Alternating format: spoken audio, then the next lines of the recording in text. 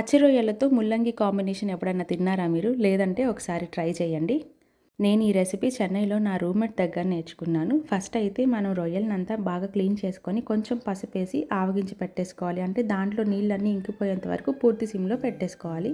తర్వాత కూరకు సరిపడినంత ఆయిల్ వేసుకొని ఉల్లిపాయ, పచ్చిమిర్చి వేపుకొని అవి కొంచెం వేగాక అల్లం వెల్లుల్లి పేస్ట్ కూడా వేసుకొని అవి మగ్గాక ఉప్పు, పసుపు వేసుకొని తర్వాత చిన్న చిన్న ముక్కలుగా కట్ చేసుకున్న ముల్లంగి ముక్కలు అలాగే టొమాటో అన్నీ మగ్గనించండి. కొంచెం మగ్గి ఆయిల్ పైకి తేలాక మనం ముందుగా రెడీ చేసి పెట్టుకున్న రొయ్యలు వేసేసి కలిపేసుకోండి.